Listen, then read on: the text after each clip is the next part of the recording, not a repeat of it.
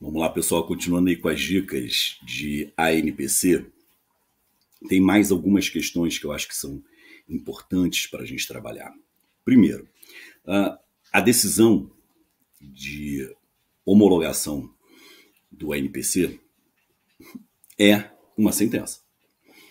Então, assim, essa é uma questão interessante. Porque, veja, a rigor, eu estou trabalhando com 487, inciso 3 do CPC, uma sentença homologatória. Então, sendo uma sentença homologatória, qualquer discussão sobre o seu teor não vai ser via ação rescisória, vai ser via ação anulatória. Tá bom? Só que uma discussão que é importante para a prova do TJ. Pode o magistrado se imiscuir na necessidade ou não do ANPC? Ou ele só vai fazer uma análise de compatibilidade com o sistema jurídico? Todos os autores que comentam sobre a ANPC afirmam que o órgão jurisdicional vai ter que fazer o exercício de autocontenção. Porque, a rigor, o órgão jurisdicional não vai poder se imiscuir no mérito da ANPC. Não vai. E não tem nem essa possibilidade aí prevista na nova lei de probidade administrativa. Então, cuidado com isso, meus caros. É claro que ele vai analisar a compatibilidade com o sistema jurídico, vai avaliar se o 17 bola está tudo cumprido, vai avaliar se foi feita a oitiva do ente federativo, né, a pessoa jurídica prejudicada. Ele vai verificar se o órgão colegiado do MP já se manifestou quando for a hipótese de ANPC antes da ação, porque se for hipótese de ANPC depois de proposta da ação, não há que se falar nessa homologação pelo órgão colegiado superior. Ele vai ter que avaliar se o TCE foi cientificado, porém, lembrando que o ministro Alexandre de Moraes, na ADI 7236, suspendeu os efeitos do artigo 17 bola, parágrafo 3º. Tá? Lembrando que ele suspendeu o 17 bola, parágrafo 3º. Mas, assim, hoje prevalece essa ideia de que o órgão jurisdicional tem que exercer a sua autocontenção. Então, ele tem que se manifestar sobre só a presença dos pressupostos. Não é para avaliar o mérito do ANPC. Mas aí vamos trabalhar algumas questões portentosas que derivam aí, algumas que estão previstas, né, na própria lei. Na verdade, eu vou trazer uma que está prevista na própria lei e outras que não estão previstas na lei e por isso que são questões que podem gerar um problema. Primeiro ponto. O ANPC, por ser homologado pelo juiz, vai ser um título executivo. Tá? Vai ser um título executivo. Mas dá uma olhada no 17 bola, parágrafo 7º. Vocês vão ver que no caso de descumprimento, sendo verificado o descumprimento do ANPC, aquele que celebrou o ANPC vai ficar impedido de celebrar novo ANPC pelo prazo de 5 anos. Pelo prazo de 5 anos. Mas olha só o detalhe. Esse prazo de 5 anos, ele não é contado a partir do descumprimento. Mas sim, esse prazo de 5 anos vai ser contado a partir da ciência do MP desse descumprimento. Isso é no artigo 17 bola, parágrafo 7º. Então, fiquem tranquilos quanto a isso. Bom, essa é a questão que está prevista aí na lei. Quais são os pontos que não estão previstos em lei e que podem gerar problema para a gente?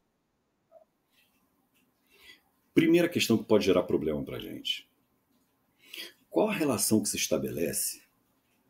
Qual a relação que se estabelece entre o ANPC e a prescrição? Qual a relação que se estabelece entre o ANPC e a prescrição? A nova lei de probidade nada dispõe nem na seção que trata do ANPC, que é o 17 bola, nem no artigo 23, que trata da prescrição. Não fala nada.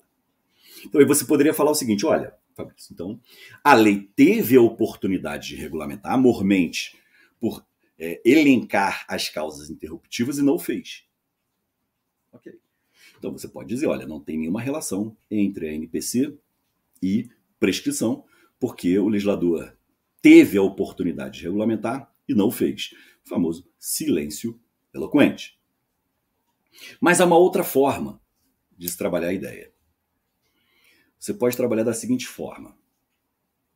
Olha, o legislador não trabalhou essa causa interruptiva, mas, diante dessa omissão, eu posso trabalhar com a aplicação do microsistema de tutela coletiva, ou, como queira, um microsistema de combate à corrupção. E aí você vai olhar lá o artigo 16 da Lei Anticorrupção, que deixa muito clara a ideia de que a celebração do acordo de leniência interrompe a prescrição. Então, a celebração do acordo de leniência interrompe a prescrição. Como que eu vou fazer essa transição do acordo de leniência para o ANPC? Eu vou trazer a seguinte ideia. Olha, a lei de improbidade ela é omissa, então eu vou suprir essa omissão, então não é um silêncio eloquente, é um equívoco do legislador, é um vácuo normativo. Então eu vou suprir esse vácuo normativo com a aplicação por analogia da lei anticorrupção. E a lei anticorrupção, ao preconizar, ao regulamentar o acordo de leniência, prevê de forma expressa que a celebração do acordo de leniência interrompe a prescrição. Então, beleza. Então, a celebração do acordo de não persecução civil também vai gerar a interrupção da prescrição. Tudo bem? Outra questão que também não está regulamentada aí, na lei de improbidade, que é a importância da confissão. A importância da confissão. Se você olhar o artigo 17 bola, não fala nada sobre confissão. Fabrício, mas espera aí, cara, não tem alguma coisa sobre a revelia? Cara, olha só, cuidado com a questão da revelia. O que o legislador faz no que tange a revelia é dizer que não se aplica a revelia relevante. É que não se aplica a revelia relevante. É isso que está previsto. Lá no artigo 17, parágrafo 19, inciso 1. É isso que está lá. Mas veja, não é. Eu não posso extrair do 17, parágrafo 19, inciso 1, que veda a revelia relevante, eu não posso extrair daí que há uma vedação à confissão. Não. Até porque a revelia relevante é uma confissão ficta. Então, qual é a discussão aqui? Como que eu resolvo esse vácuo normativo? Novamente, socorrer-me-ei da lei anticorrupção, que em seu artigo 16, novamente, ao regulamentar o acordo de leniência, preconiza a necessidade de se extrair a confissão daquele que celebra acordo. Ok? Então, eu posso trabalhar com essa aplicação por analogia. Outro ponto.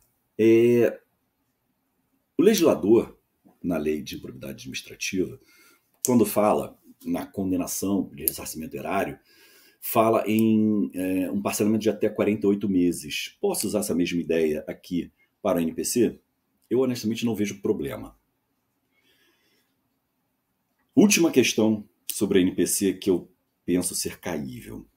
Lembra que eu falei para vocês que o artigo 17b traz ali um patamar mínimo, questões mínimas que devem ser reguladas? Pois bem, essas questões mínimas que devem ser reguladas, você tem que ter uma certa cautela. Posso, por exemplo, colocar no NPC as sanções de perda da função, suspensão de direitos políticos? Basicamente, vocês vão encontrar duas teses. Uma primeira tese que afirma que não é possível inserir isso no acordo, porque haveria necessidade de uma sentença condenatória transitada em julgado. Uma outra linha de entendimento afirma o seguinte: não, olha, isso é um acordo celebrado entre as partes e haverá o proferimento de uma sentença. mesmo sendo uma sentença meramente homologatória, haverá o proferimento de uma sentença. Tranquilo, meus queridos? Beleza?